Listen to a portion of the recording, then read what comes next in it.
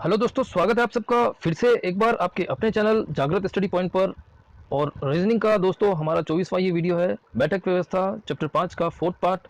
आशा है कि आपने इसके पहले वाले पार्ट देख लिए होंगे, और यदि आपने नहीं देखे और यदि आप यहाँ हमारे इस चैनल पर पहली बार आए हैं तो आप इस वीडियो को ज़रूर से देखिए और इसके पहले वाले पार्ट्स भी ज़रूर से देखिएगा। और यदि आपने हमारे इस चैनल को सब्सक्राइब नहीं किया तो सब्सक्राइब ज़रूर करिएगा।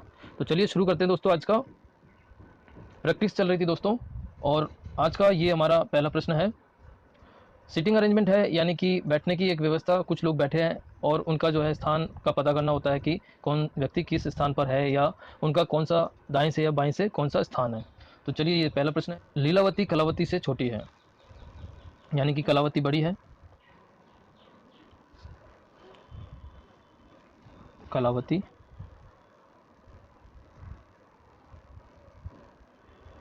और ये यहाँ पे लीलावती।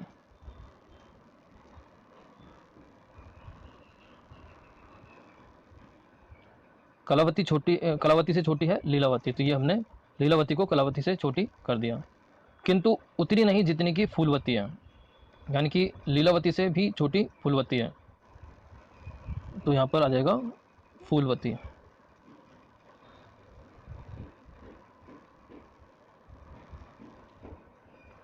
तो ये हमारा एक क्रम हुआ है। सोमवती और सोमवती पुष्पवती से छोटी है,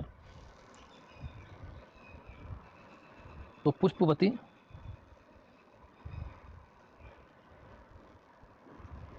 से छोटी सोमवती है।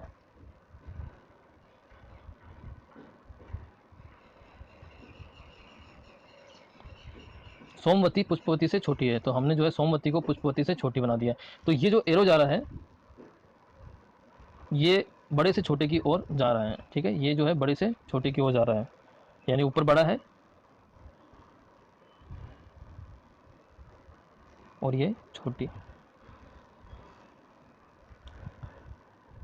तो इस प्रकार से जो है यहाँ हमने देख लिया कि सोमवती जो है पुष्पवती से छोटी है लेकिन कलावती से बड़ी है।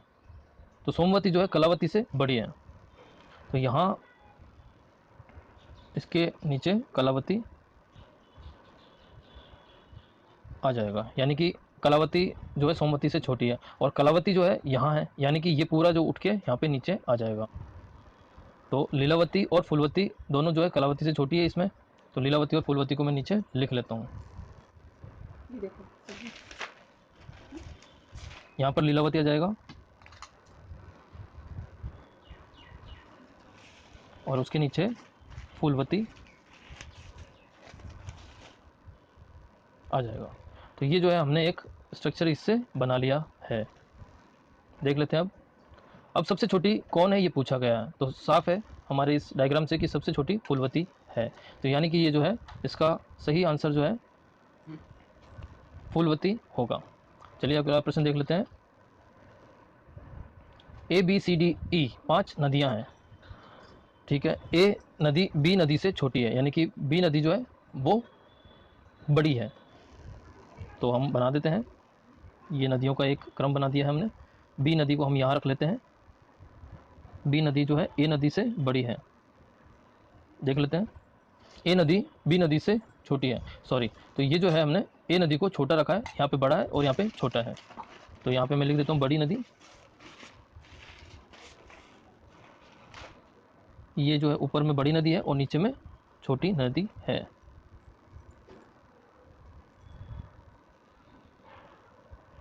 ठीक है, बी नदी जो है ए नदी से बड़ी है, यानी कि ए नदी जो है बी नदी से छोटी है।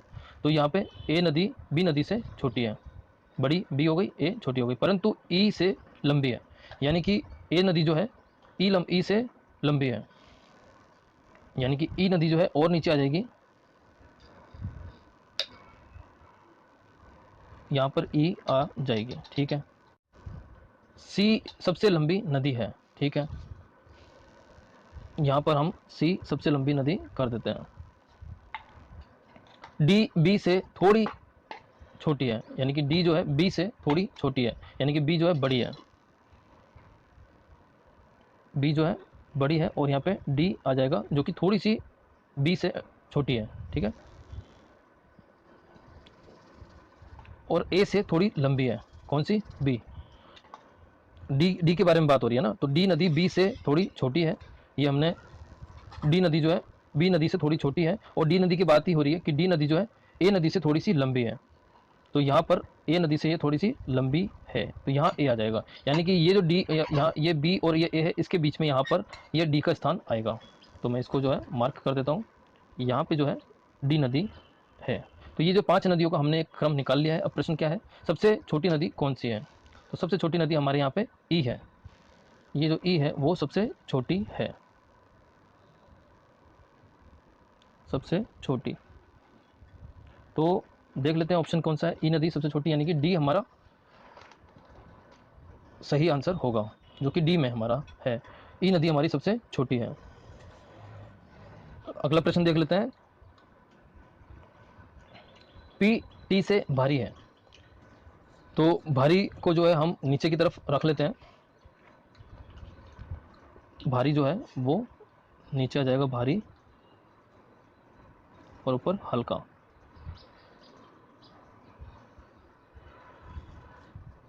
ये ऊपर में हल्का है, नीचे में भारी है। मैं इसको अलग कलर से मार्क कर देता हूँ ताकि समझने में गड़बड़ ना हो। ये हल्का है, ठीक है। टी से भारी यानी कि टी हल्का है और पी भारी है। टी तो है हल्का और पी जो है वो भारी है, लेकिन एम से हल्का है। कौन? पी के बारे में बात हो रही है, तो ये जो है एम से हल्का है। तो एम से हल्का यानी कि एम भारी हुआ, यहाँ पर एम आ जाएगा। अब क्या बोल रहे हैं, एन एस से, एन एस से, एस और टी से हल्का है। तो एन जो है एस और टी से हल्का है, यानी कि एन जो है वो एस और टी से, यहाँ एस लिख देता हूँ और यहाँ पर टी लिख देता हूँ। तो इन दोनों से ये जो है हल्का है, यानी कि टी और एस जो है वो भारी है एन से, ठीक है। अब आ रही है बात क्यू और डी। क्यू डी से भारी है, क्यू जो है डी से भारी है, यानी कि डी जो है हल्का है और क्यू जो है भारी है। डी हल्का है और क्यू जो है वो भारी है, लेकिन एन से हल्का है। तो ये जो क्यू है वो एन से हल्का है, यानी कि एन इससे भी भारी है, ठीक है। एस एम से बड़ा नहीं है, एस एम से बड़ा नहीं है। एस जो है एम से बड़ा नहीं है, तो यहाँ पर एम आ जाएगा, क्योंकि बड़ा कौन हुआ, यानी कि भारी कौन हुआ, वो एम हुआ है, ठीक है। तो ये 4 हमारे पास सेगमेंट्स निकल के आए हैं। यहाँ में इसको जो है 4 हमारे पास सेगमेंट्स निकल के आ गए। तो सबसे भारी कौन है, ठीक है, हम चेक कर लेते हैं एक बार। टी के नीचे यहाँ पर पी और एम आएगा, ठीक है। मैं यहाँ पे जो है एन लिख देता हूँ।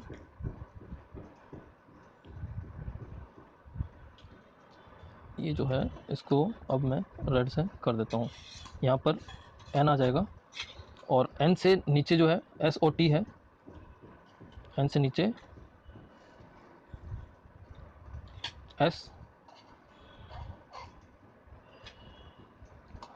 एस और यहाँ पर टी है, और टी के नीचे यहाँ पे पी और एम है, पी और एम है।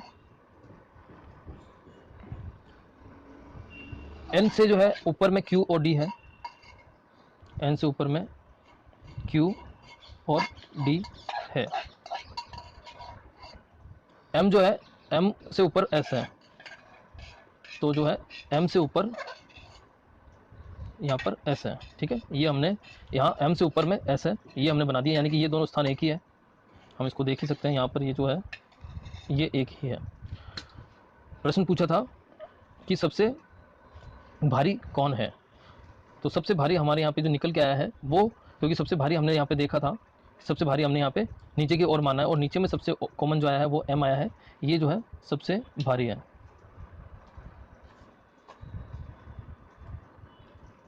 ये आया हमारा एम। ये हमारा आंसर आ गया है, जो कि ऑप्शन है हमारा पहला। तो पहला आंसर हमारा सही है। चलिए आगे चलते हैं।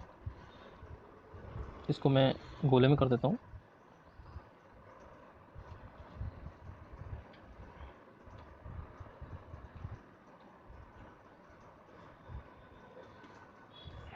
ठीक है, आगे चलते हैं। A B C D E 5 बच्चे हैं, ठीक है। इनमें बी और ई, बी जो है ई से लंबा है किंतु ए से छोटा है। बी जो है बीच में आ जाएगा, बी जो है ई से लंबा है, बी जो है ई से लंबा है, तो ई हमारा नीचे आएगा।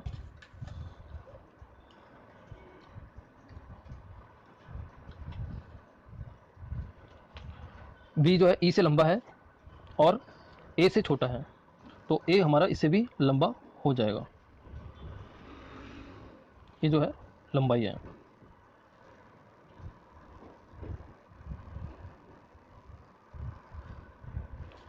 ठीक है, इसके आगे बोल रहे हैं ए सी से छोटा है। ये जो ए है वो सी से छोटा है और डी से लंबा है। कौन? ए जो है डी से लंबा है, तो यहाँ पर जो है डी से लंबा ए है, डी से लंबा ए है और उससे लंबा सी है। ठीक है, जबकि डी बी से लंबा है, जबकि जो डी है वो बी से लंबा है, तो यहाँ पर मैं डी जो है बी से लंबा कर देता हूँ। ठीक है, यदि सभी बच्चे एक पंक्ति में लंबाई के घटते क्रम में के अनुसार जो है खड़ा किया जाए तो लंबाई के अनुसार चौथे नंबर पे कौन होगा? तो लंबाई के घटते क्रम में इनको जो है खड़ा करना है। तो यहाँ हम देख रहे हैं कि ए और बी है और ए और बी के बीच में डी है तो मैं जो है इनको घटता हुआ क्रम अब इस प्रकार से घटता हुआ क्रम रख देता हूँ। मैं यहाँ पे लिख देता हूँ घटता हुआ क्रम, यानी कि सबसे बड़ा इधर, सबसे छोटा इधर। तो हम यहाँ पे देख रहे हैं सी सबसे लंबा है क्योंकि ए से भी लंबा सी है, तो यहाँ पे मैं सी को लिख देता हूँ सी, उसके बाद में ए, उसके बाद में डी और उसके बाद में बी और फिर ए, बी और ए। तो ये घटते हुए क्रम में रख दिया और पूछा है कि घटते हुए क्रम में चौथे नंबर पे कौन है। ठीक है, लंबाई के अनुसार चौथे नंबर पे कौन है? तो चौथे नंबर पे हमारा जो है बी है। ये जो है हमारा चौथे नंबर पे 1 2 3 और ये 4, तो यानी कि हमारा जो आंसर है वो बी है। बी हमारा चेक कर लेते किस ऑप्शन में है, डी ऑप्शन में है, तो ये हमारा डी है वो सही है। तो इसको जो है मैं मार्क कर देता हूँ। अगला प्रश्न देख लेते हैं। दोस्तों आप देख रहे हैं कि जिस प्रकार से प्रश्न बताया जाता है उसी प्रकार से आप जब इनको लिख लेते हैं, और ये मार्क करना जरूरी है क्योंकि परीक्षा के समय ये यदि आप मार्क नहीं करते तो आप जल्दबाजी में थोड़ा कंफ्यूज हो सकते हैं कि क्रम सीधा की जगह आपने यदि उल्टा कर दिया, तो यदि आपने सब कुछ ये जमा भी दिया और अगर आपने ये क्रम को भूल गए कि लंबाई वाला क्रम कौन सा है, तो आप पीछे से जो है ए को कर देंगे, जो कि ऑप्शन हमारा यहाँ पे यदि ए कर दिया तो ऑप्शन आपका गलत हो जाएगा। तो जो है ये लिखना थोड़ा सा जरूरी है, और घटता हुआ क्रम हम यहाँ से ऐसे समझेंगे तो आसानी रहेगी। अदरवाइज यदि हम इसको खड़े में अगर इनको हम गिनेंगे तो हो सकता है कि हमसे त्रुटि हो जाए। ठीक है, आगे चलते हैं। अगला प्रश्न है ए बी से छोटा है, तो ए को बी से छोटा बनाना है, या ए और ये बी। ए बी से छोटा है लेकिन सी से लंबा है, तो ए जो है सी से लंबा है, सी से ए लंबा है, ये लंबाई का क्रम है। सी जो है ए से छोटा है, लंबाई के हमने क्रम में इसको रख दिया है। आगे देखते हैं, लेकिन सी से लंबा कौन है? ए है। अब आगे है डी, डी जो है ए से छोटा है लेकिन सी से लंबा है, डी ए से छोटा है, तो डी जो है ए से छोटा है। मैं इसको जो है यहाँ पर ए लिख देता हूँ, ए से छोटा है डी, डी ए से छोटा है लेकिन सी से लंबा है। कौन? डी सी से लंबा है। ठीक है, आगे क्या बोलते हैं? ई बी से छोटा है,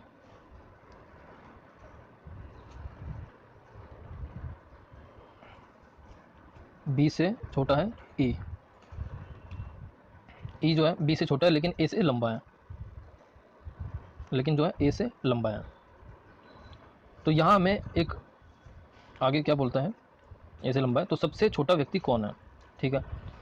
यहाँ हमें दिख रहा है कि ए और सी के बीच में यहाँ पे डी आ रहा है, ठीक है, और बी और ए के बीच में यहाँ पे ई आ रहा है। तो यदि हम इसको जो है एक दूसरे क्रम में लिखें, बी, ये जो है बी लिख दिया हमने, और यहाँ बी के बाद में ए, यहाँ पे मैं ई लिख देता हूँ, फिर ए लिख देता हूँ, और ए के बाद में यहाँ पे डी है, डी आ जाएगा, और फिर जो है यहाँ पे सी आ जाएगा। और पूछा है कि सबसे छोटा, तो सबसे छोटा हमारे यहाँ पे सी है। तो सबसे छोटा जो है, सबसे छोटा हमारा सी है, जो कि ऑप्शन हमारा बी ऑप्शन जो है वो सही है। तो ये हमारा सबसे छोटा निकल के आ गया है। अगला प्रश्न देख लेते हैं। ए बी से बड़ा है, ए बी से बड़ा है। मैं छोटा हर बार नीचे ही लिख रहा हूँ, छोटा नीचे लिख रहा हूँ। वजन में अगर कोई भारी होता है तो वो नीचे रहता है, तो वजन की जब बात आती है तो मैं वजन में नीचे लिख देता हूँ, ताकि अगर आप एरो नहीं भी लगा रहे हैं तो भी आपके दिमाग में, यदि आप प्रयास करते रहेंगे, प्रैक्टिस करेंगे बार बार कि भाई मुझे जो है लंबाई में लंबे को ऊपर, वजन में भारी को नीचे लिखना है, तो आपके दिमाग में हमेशा यही रहेगा कि आप जो प्रैक्टिस करते हैं उसमें मैंने ये सोचना होता है और मैंने इस तरीके से ही क्रम को लिखना होता है। तो आपकी एक प्रैक्टिस हो जाने के बाद में ये आप अगर एरो यहाँ पे नहीं भी बनाते तो भी आपसे गलती नहीं होती है। तो ए जो है बी से बड़ा है, तो ए बी से बड़ा कर दिया हमने, और परंतु सी से छोटा है।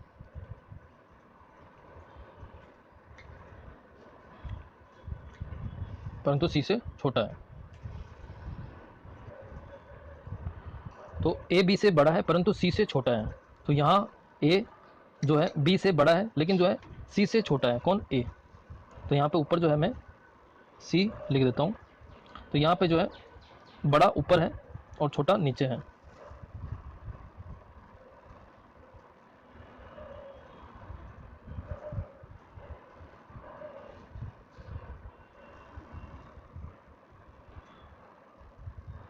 बड़ा जो है वो ऊपर जा रहा है, ठीक है। आगे है डी ई से छोटा है परंतु ए से बड़ा है। डी जो है ई से छोटा है लेकिन ए से बड़ा है। डी जो है ई से छोटा है लेकिन ए से बड़ा है, ठीक है। तो यहाँ पे हमने डी को ई से छोटा कर दिया और ए से बड़ा कर दिया। यदि सी डी से छोटा हो, तो यदि सी जो है डी से छोटा है, यदि सी जो है डी से छोटा है, यहाँ पे सी जो है डी से छोटा है, तो सबसे बड़ा कौन है देख लेते हैं। तो यहाँ हम देख रहे हैं कि सबसे बड़ा डी आ रहा है, डी से छोटा, सॉरी ई से छोटा डी है और डी से छोटा ए है, ठीक है। तो मैं लिख देता हूँ पूरा इसको जो है, यहाँ पर कलर चेंज कर देता हूँ, ये निकल के आया है। तो ई हमारा ये आया, ई के बाद में यहाँ पे डी है तो डी लिख दिया, और डी के बाद में यहाँ डी से छोटा सी है और सी से छोटा यहाँ पे ए है।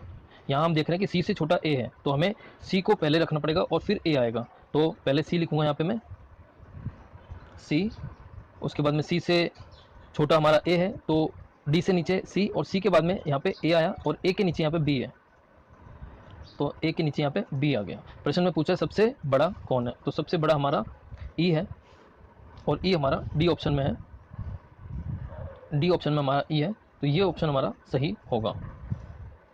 मैं इसमें भी लिख देता हूँ सबसे बड़ा।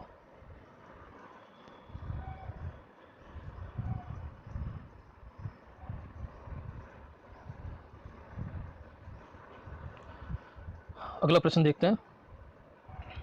सचिन कपिल से लंबा है, ठीक है। सचिन को जो है, सचिन जो है कपिल से लंबा है। अमर प्रभात से लंबा है।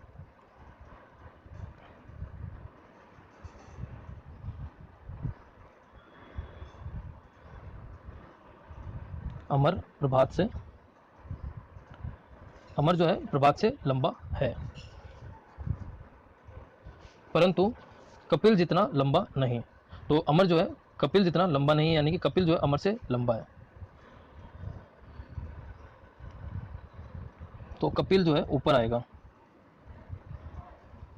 क्योंकि अमर जो है कपिल से जितना लंबा नहीं है। प्रबोध सचिन से लंबा है। प्रबोध जो है, यहाँ पर मैं कलर चेंज करके यहीं पे लिख देता हूँ यहाँ पर कि प्रबोध जो है वो सचिन से लंबा है। तो प्रबोध जो है लंबा है सचिन से। आगे प्रश्न है, सचिन से लंबा है तो सबसे छोटा कौन है? सबसे छोटा कौन है? तो हम देख रहे हैं कि कपिल यहाँ है और यहाँ है, यानी कि ये जो दोनों है वो नीचे आ जाएंगे। ये जो है ये यहाँ है। तो अब जो इसका क्रम है मैं लिख देता हूँ, प्रबोध, सचिन, कपिल और अमर, प्रभात। तो दोस्तों ये जो है ये समझाने के हिसाब से अलग अलग करके ये लिखा गया है, अन्यथा आप जो है यहाँ इनको लिखेंगे और इसके नीचे सीधा आप समझ जाएंगे कि सबसे छोटा तो हमारे यहाँ पे प्रभात है और सबसे लंबा जो है वो प्रबोध है। तो पूछा है सबसे छोटा कौन है, तो सबसे छोटा हमारा प्रभात है, यानी कि हमारा ए ऑप्शन जो है वो सही है। तो मैं ए को करेक्ट कर देता हूँ, ये हमारा आंसर आ चुका है। अगला प्रश्न देखते हैं, नगीना पुष्पा से लंबी है। तो नगीना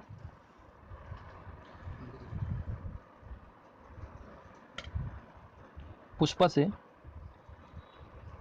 लंबी है, ठीक है, परंतु मनीषा जितनी लंबी नहीं है। कौन? नगीना, यानी कि मनीषा जो है नगीना से लंबी है।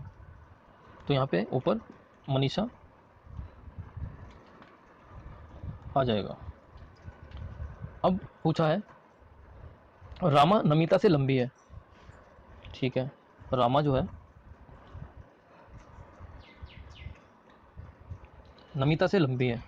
तो नमिता नीचे आ जाएगा क्योंकि लंबा को हमने ऊपर रखा है। आगे प्रश्न में है, रामा नमिता से लंबी है परंतु पुष्पा जितनी लंबी नहीं है, यानी कि रामा से पुष्पा लंबी है। तो रामा से पुष्पा लंबी है तो पुष्पा को हम जो ऊपर रखेंगे। ये जो है पुष्पा हमारी रामा से लंबी है। तो सबसे लंबी कौन है?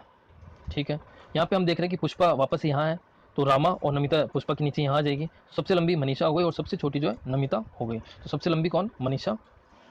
ये इसको फिर से जो है मैं ये यहाँ आ जाएगी। एक बार मैं लिख देता हूँ ताकि समझने में आसानी रहे। मनीषा, मनीषा के बाद में नगीना, पुष्पा, रामा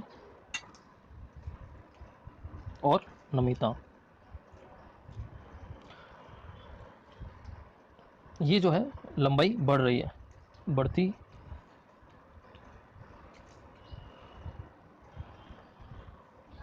हुई लंबाई में। तो ये है हमने जो है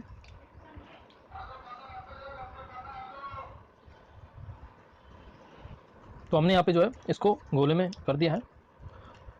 सबसे बड़ी हमारी मनीषा है जो कि ऑप्शन हमारा ए है। इसको मैं करेक्ट कर देता हूँ। अगला प्रश्न देख लेते हैं, दो महिलाएं और दो पुरुष कैरम खेल रहे हैं, ठीक है, हम कैरम बोर्ड बना देते हैं।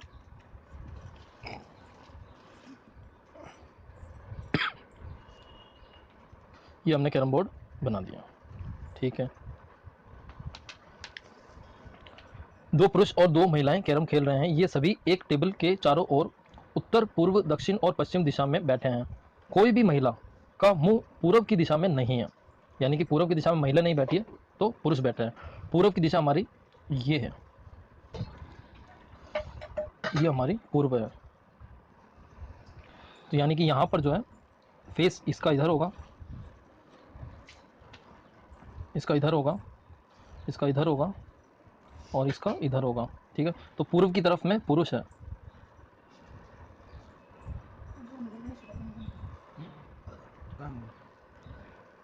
यहाँ पर पुरुष है, ठीक है,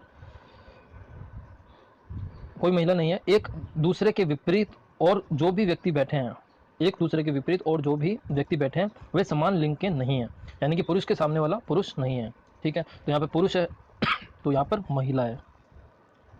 ये हम लिखते चलेंगे ताकि समय ज़्यादा ना लगे जब आप इसकी प्रैक्टिस कर रहे हो या जब आप इसकी परीक्षा दे रहे हो, ठीक है। तो एक दूसरे के विपरीत जो भी व्यक्ति बैठे हैं वो समान लिंग के नहीं है। एक पुरुष का मुंह दक्षिण की ओर है, ठीक है, एक पुरुष का मुंह दक्षिण की ओर है, तो यहाँ उत्तर की ओर ये है और दक्षिण की ओर ये है, तो एक पुरुष यहाँ पे बैठा है, लिख देते हैं। एक पुरुष जो हमारा यहाँ बैठा है, यानी कि दूसरी महिला जो है यहाँ पर है, ये दूसरी महिला आ गई। प्रश्न क्या पूछ रहा है, तो बताइए कि महिलाओं का मुख किस दिशा की ओर है। तो हमारा चित्र से क्लियर हो गया कि एक उत्तर की ओर है और एक पश्चिम की ओर है, ठीक है, इसका मुख जो है पश्चिम दिशा में है।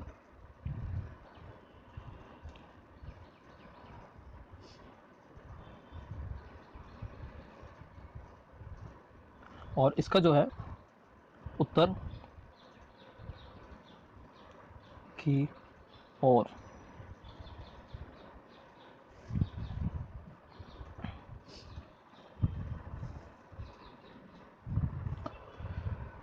तो पश्चिम और उत्तर की ओर ये जो है इनके मुख हैं। पश्चिम और उत्तर जो है हमारा सी में है, तो सी ऑप्शन जो है हमारा सही हो जाएगा, ठीक है। अगला प्रश्न देख लेते हैं। 6 व्यक्ति एक वृत्ताकार घेरे के गिर्द बैठे हैं, यानी कि एक वृत्ताकार घेरे की गिर्द में, यानी कि चारों ओर बैठे हैं। विनय का मुख ऋतिका की ओर है, तो हम एक डायग्राम बना लेते हैं।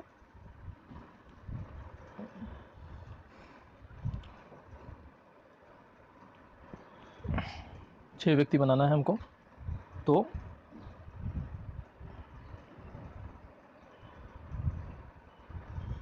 ये हमारे 6 व्यक्ति हमने कर दिया। और यहाँ पर जो है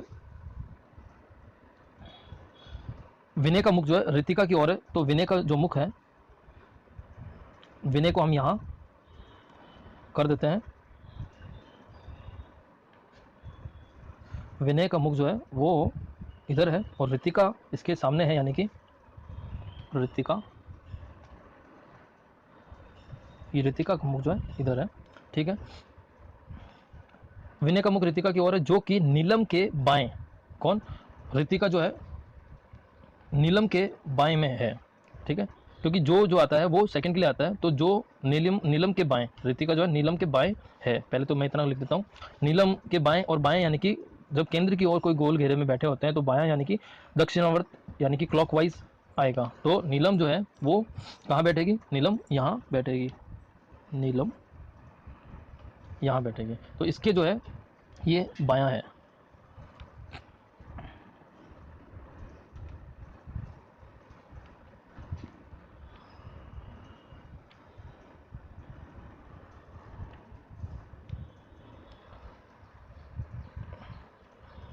बाईं ओर है तथा प्रेम के दाईं ओर है, यानी कि प्रेम जो है ऋतिका के दाईं ओर है, ऋतिका जो है प्रेम के दाईं ओर है, ठीक है ना, प्रेम के दाईं ओर ऋतिका, क्योंकि ऋतिका के बारे में बात आ रही थी। और जो लगाया है जो कि नीलम के बाएं और प्रेम के दाएं, और प्रेम का दाएं यानी कि एंटी क्लॉक, तो प्रेम हमारा यहाँ आएगा और ये जो है दायां है प्रेम का, ठीक है। ये हमारा चित्र आ चुका है। और अब जो है बोल रहा है कि नीलम मनोज के बाईं ओर है, नीलम मनोज के बाईं ओर है, तो मनोज का बायां यानी कि क्लॉकवाइज, और मनोज का बायां, मनोज को यहाँ पे रखना होगा, तब जो है इसका बायां क्लॉकवाइज में इधर आएगा, तो यहाँ पे मनोज हो जाएगा।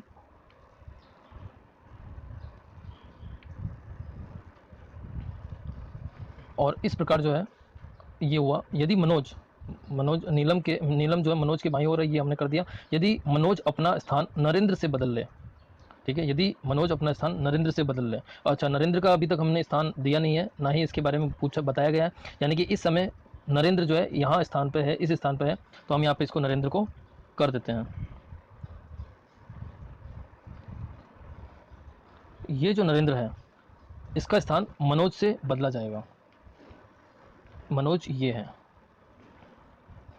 यदि मनोज अपना स्थान नरेंद्र से बदल ले और प्रेम रितिका से बदले, तो ये जो है प्रेम रितिका से बदलेगा, ठीक है,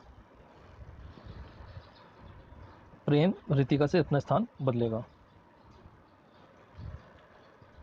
तो एक बार हम इसका डायग्राम बना लेते हैं कि कैसा होगा।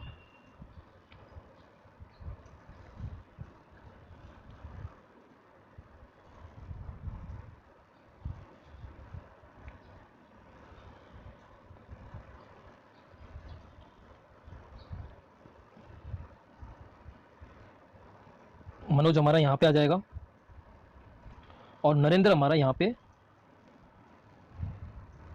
आ जाएगा, प्रेम यहाँ ऊपर आ जाएगा और रितिका इस जगह पे आ जाएगी।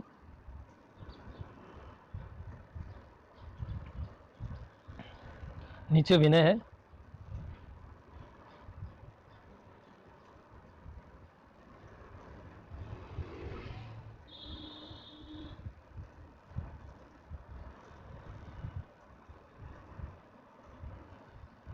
और नीलम यहाँ पर है। तो ये जो है नया स्थान है, मनोज के स्थान पे नरेंद्र और नरेंद्र के स्थान पे मनोज आ गया है, रितिका के स्थान पे प्रेम और प्रेम के स्थान पे रितिका आ गई है। तो अब प्रश्न क्या पूछता है, अपना स्थान बदल ले तो मनोज के बाईं ओर कौन होगा। तो अब जो है वर्तमान स्थिति मनोज के बाईं ओर विनय होगा, क्योंकि मनोज का बायां यानी कि क्लॉकवाइज में ये होगा।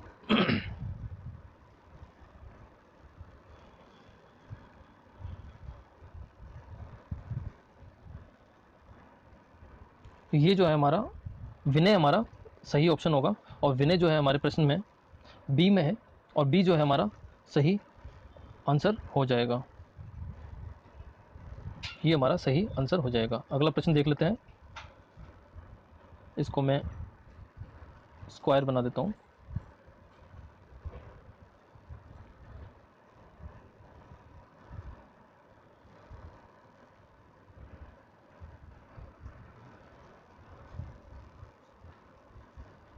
ये जो है मैंने इसको स्क्वायर में बना दिया ताकि समझ। हाँ, तो अगला प्रश्न है, 8 व्यक्ति GHIJKLMN और P एक वर्गाकार टेबल पर के गिर्द इस प्रकार बैठे हैं कि 4 व्यक्ति टेबल के चारों किनारों पर और 4 व्यक्ति भुजाओं के बीच बैठे हैं, ठीक है। तो हम एक टेबल बना लेते हैं। तो 4 व्यक्ति किनारों पर बैठे हैं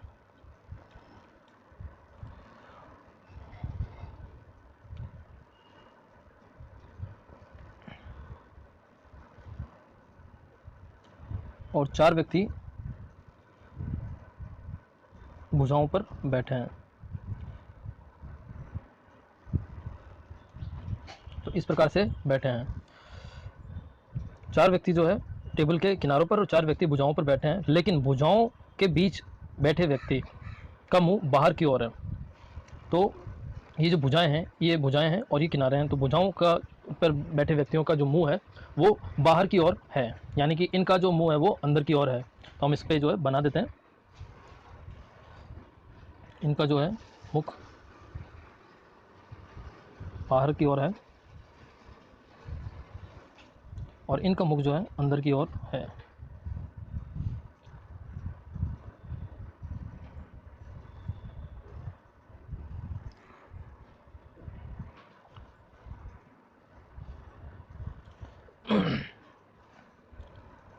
GL के बाएं तीसरे स्थान पर है, जो कि M के ठीक बाएं हैं। G जो है L के बाएं तीसरे स्थान पर है, तो हम G को यहाँ पर मान लेते हैं। एक बार देखते हैं कोई G जो है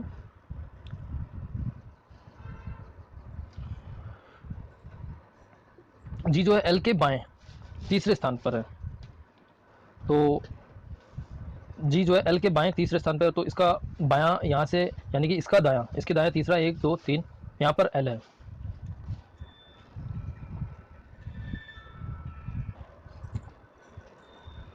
तो जो G है वो L के बाएं तीसरे स्थान पे है। आगे है जो कि M के ठीक बाएं है, यानी कि जो L है, L जो है M के ठीक बाएं है।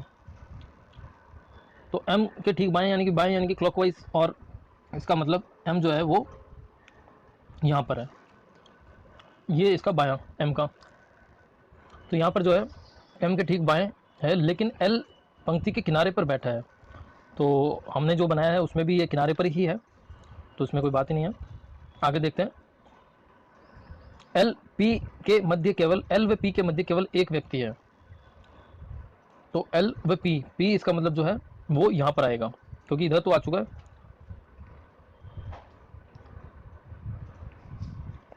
पी यहाँ पर आएगा दोस्तों, क्योंकि या तो यहाँ पे आएगा या फिर यहाँ पर आएगा, ठीक है।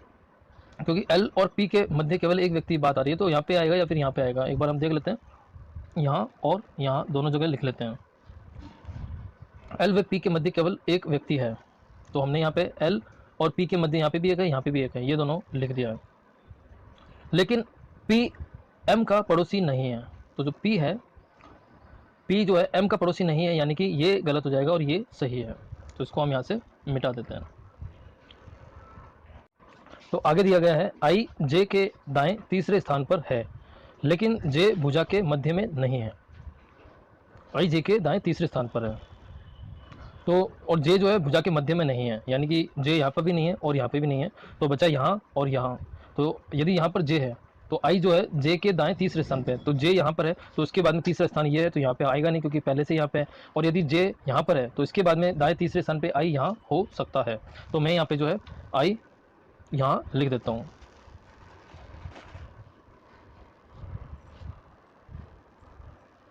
जे यहाँ पे आएगा और जे के दाएं तीसरे स्थान पर पहला, दूसरा और तीसरे स्थान पे यहाँ आई आ जाएगा। तो ये प्रश्नानुसार जो है आई जे के दाएं तीसरे स्थान पर और जे जो है भुजा के मध्य में नहीं है। एच का मुख केंद्र की ओर नहीं है, तो एच का मुख केंद्र की ओर नहीं है, यानी कि एच यहाँ पर नहीं है, तो एच यहाँ हो जाएगा।